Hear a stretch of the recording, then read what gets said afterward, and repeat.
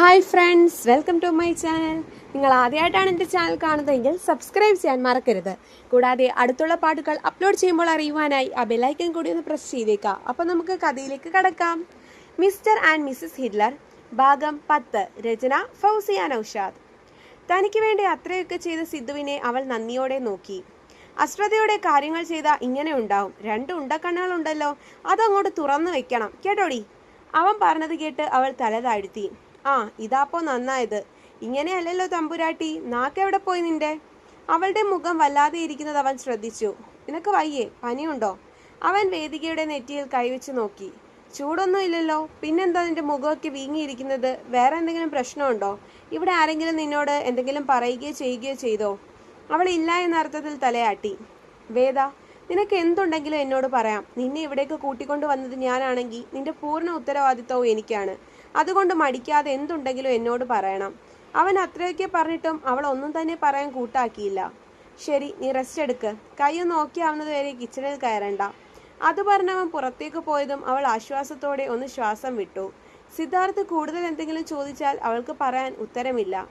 രാത്രിയായപ്പോഴാണ് എല്ലാവരും വീട്ടിൽ കയറി വരുന്നത്. സിദ്ധാർത്ഥ് ഹാളിലുണ്ടായിരുന്നു.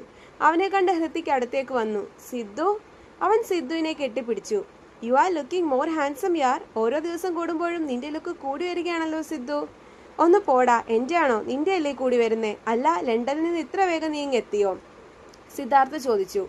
എങ്ങനെയാ വരാതിരിക്കുക? എൻ്റെ മാരേജ് അല്ലേ സിദ്ധു, നിനക്കറിയാലോ. അനുവിനെ ലൈഫിലേക്ക് കൂട്ടാൻ ഞാൻ എത്ര നാളായി വെയിറ്റിംഗ് ആണെന്ന്. നിനക്കുമില്ലേ ദിവ്യയെ കൂടെ കൂട്ടാനുള്ള മോഹം? ഇല്ല. സിദ്ധു പുച്ഛത്തോടെ അകത്തേക്ക് കയറിപ്പോയി. അതെന്താ അവൻ അങ്ങനെ പറഞ്ഞത്? ദിവ്യയെ നോക്കി ഹൃത്തിക് ചോദിച്ചു. അതൊക്കെ ഞാൻ വിശദമായി നാളെ പറഞ്ഞു തരാം. ഇപ്പോൾ നീ ഒന്ന് റെസ്റ്റ് എടുക്ക് ഹൃത്തു. എനിക്ക് നല്ല ഉറക്കം വരുന്നുണ്ട്. ദിവ്യ ഒഴിഞ്ഞു മാറി. ടീച്ചർ അമ്മയുടെ വീട്ടിൽ വെച്ചാണ് ഹൃത്തിക്കിനെ അവൾ ആദ്യമായിട്ട് കാണുന്നത്.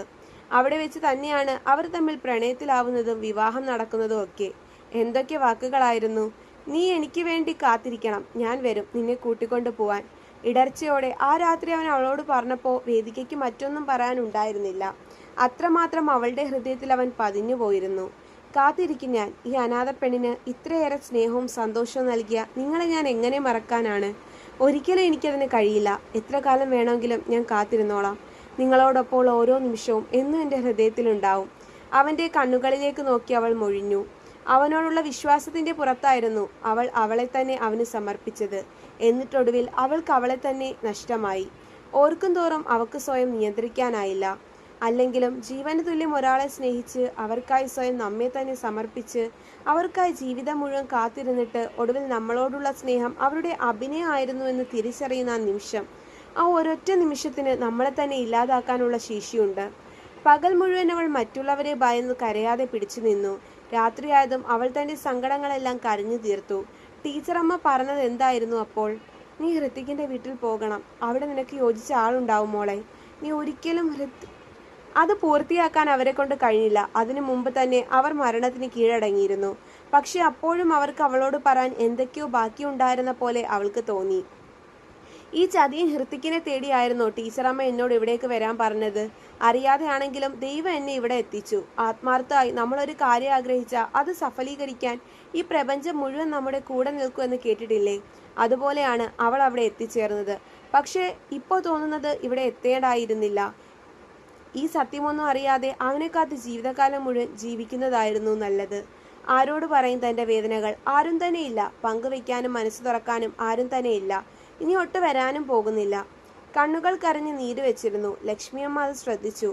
എന്താ മോളെ നീ ഇങ്ങനെ ഇരിക്കുന്നത്? കണ്ണൊക്കെ വീങ്ങി. നീ കരഞ്ഞോ? എന്താ നിന്റെ പ്രശ്നം? അമ്മയോട് പറയാൻ പറ്റുന്നതാണെങ്കിൽ പറയും. അങ്ങനെയെങ്കിലും മാറട്ടെ എല്ലാം. അവൾക്ക് പറയണമെന്നുണ്ടായിരുന്നു. പക്ഷെ ആ കുടുംബവുമായിട്ട് ബന്ധപ്പെട്ട് സത്യമാകുമ്പോൾ എങ്ങനെ പറയാനാണ്?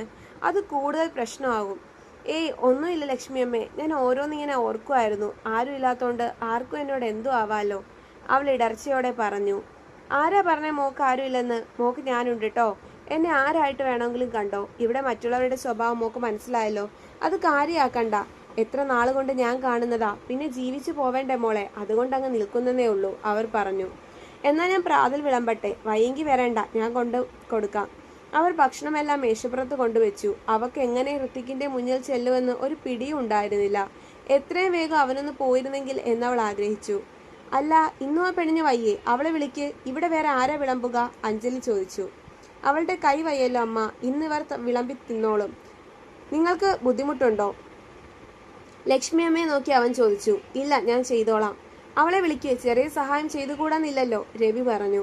വേദിക മടിയോടെ അവിടേക്ക് വന്നു. അവളെ കണ്ട് കഴിച്ചുകൊണ്ടിരുന്ന ഹൃത്തിക് തരിച്ചിരുന്നു പോയി. വേദു, അവൻ അറിയാതെ വിളിച്ചു പോയി. അത് കേട്ട് അനിക അവനെ നോക്കി. എന്ത്, നിനക്ക് ഇവളുടെ പേരറിയോ? ഇല്ല, ഇവിടെ ആരോ പറയുന്നത് കേട്ടു. ഹൃതിക് വിക്കി. ആ മോനെ, നിനക്കറിയില്ലല്ലോ, ഇവളാ പുതിയ അടുക്കളക്കാരി. വേദിക, സിദ്ധു കൊണ്ടുവന്നതാ, രാജ പറഞ്ഞു. ആ കൊച്ചച്ച. അവൻ വെള്ളം കുടിച്ചു. വേദിക അവനെ നോക്കിയതേയില്ല. മറ്റുള്ളവർക്ക് ആഹാരം വിളമ്പി. ഹൃത്തിക്കിനധികം മിണ്ടാൻ കഴിഞ്ഞില്ല. അവൻ ആഹാരം കുറച്ചു കഴിച്ച ശേഷം അവിടെ നിന്ന് എഴുന്നേറ്റു. അവൻ സ്വപ്നത്തിൽ പോലും അങ്ങനെയൊന്നും പ്രതീക്ഷിച്ചതല്ല. വേദിക അവിടെ, അവന്റെ വീട്ടിൽ. ഈശ്വര, ഇനി അവൾ തന്നെ തേടി ഇവിടേക്ക് വന്നതാണോ? മറ്റാരെങ്കിലും സത്യങ്ങളെല്ലാം അറിഞ്ഞോ? അവളോട് എങ്ങനെയൊന്ന് സംസാരിക്കും? അവന് വെപ്രാളമായി. ആരും കാണാതെ വേണം വേദികയോട് സംസാരിക്കാൻ. അവൻ കണക്ക് കൂട്ടി. സിദ്ധു ഡ്യൂട്ടിക്ക് പോയിരുന്നു. അവൻ വരുന്നതിന് മുന്നേ തന്നെ അവൾ മുത്തശ്ശിക്ക് മരുന്നെടുത്ത് നൽകിയ ശേഷം മുറിയിലേക്ക് വന്നു. വാതിലടച്ച് കിടക്കുമ്പോൾ ആരോ തട്ടി. സിദ്ധു ആയിരിക്കുമെന്ന് കരുതി. അവൾ മുഖം തുടച്ച് ഡോറ് തുറന്നു.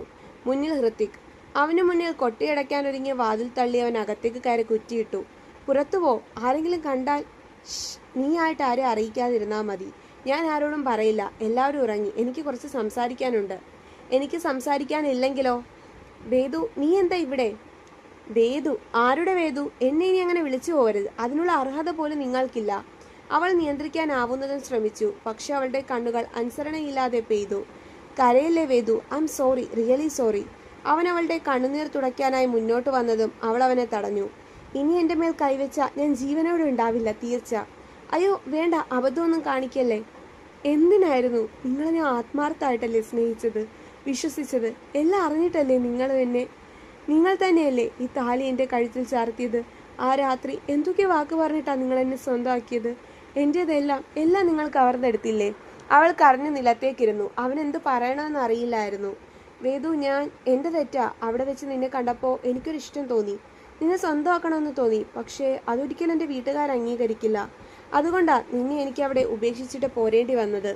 ഓ, അതൊക്കെ ചെയ്യുമ്പോൾ ഇല്ലായിരുന്നോ ഈ വീട്ടുകാര്? അപ്പോൾ വീട്ടുകാരെല്ലാം സമ്മതിച്ചിരുന്നോ അന്ന്? ഇതൊന്നും അപ്പോൾ കണ്ടില്ലല്ലോ. എന്തൊക്കെ വാക്കുകളായിരുന്നു. ആവശ്യം കഴിഞ്ഞപ്പോൾ നിങ്ങളുടെ ഇഷ്ടവും തീർന്നു. ഞാൻ വെറും. അവൾക്ക് വാക്ക് പൂർത്തിയാക്കാൻ കഴിഞ്ഞില്ല. അനികയും ഞാനുമുള്ള ബന്ധം കുഞ്ഞിലെ പറഞ്ഞു വെച്ചതാ. നിന്നേക്കാളും മുന്നേ അവൾ എന്നെ സ്നേഹിക്കാനും കാത്തിരിക്കാനും തുടങ്ങിയതാ. എനിക്ക് അവളെ നിരാശപ്പെടുത്താൻ കഴിയില്ല വേദു. സോറി, വീട്ടുകാരെ ധിക്കരിച്ച് എനിക്കൊന്നിനും പറ്റില്ല. നീ എല്ലാം മറക്കണം. എനിക്കതേ പറയാനുള്ളൂ. അവൻ നിസ്സാരമായി പറയുന്നത് കേട്ട് അവൾക്ക് പുച്ഛം തോന്നി. ഇതൊക്കെ അറിഞ്ഞു വെച്ചുകൊണ്ടല്ലേ നിങ്ങൾ എന്നെ ഇഷ്ടപ്പെട്ടത്? കാത്തിരിക്കാൻ പറഞ്ഞത് എന്തിനാ എന്നോട്? ഈ സത്യമൊക്കെ ഞാൻ അറിഞ്ഞില്ലായിരുന്നെങ്കിൽ ജീവിതകാലം മുഴുവൻ നിങ്ങളെപ്പോലെ ചതിയനെ കാത്ത് ഞാൻ ദൈവമായിട്ടാണ് എന്നെ അറിയിച്ചത്. എനിക്കൊക്കെ മനസ്സിലായി. നഷ്ടപ്പെട്ടതൊക്കെ എനിക്കായിരുന്നു, എനിക്ക് മാത്രം. അല്ലെങ്കിലും ഒന്നുമില്ലാത്ത എനിക്ക് എന്ത് നഷ്ടപ്പെടാനാ? നിങ്ങൾ പൊക്കോ, എനിക്ക് നിങ്ങളോട് ഇനി സംസാരിക്കണമില്ല. പൊക്കോ, അവൾ അലറി. അവൻ തിരിഞ്ഞു നടക്കാൻ തുടങ്ങിയതും അവൾ വിളിച്ചു. നിൽക്ക്, ഒരു കാര്യം കൂടി. ഇതാ, പേരിനു മാത്രം നിങ്ങൾ എനിക്ക് നൽകിയ താലി. നിങ്ങളുടെ ആവശ്യം കഴിഞ്ഞല്ലോ, ഇനി ഇതായിട്ട് എന്തിനാ? അവളുടെ കഴുത്തിൽ അവശേഷിച്ച താലിച്ചരട് അവൻ്റെ മേലേക്ക് എറിഞ്ഞുകൊണ്ട് പൊട്ടിക്കരഞ്ഞു. അവനൊന്നും പറയാതെ അതുമായി പുറത്തേക്കിറങ്ങി. തുടരും. നിങ്ങൾക്ക് എൻ്റെ കഥ ഇഷ്ടമായെങ്കിൽ ലൈക്ക് ചെയ്യാനും ഷെയർ ചെയ്യാനും കമൻറ്റ് ചെയ്യാനും മറക്കണ്ട. നന്ദി.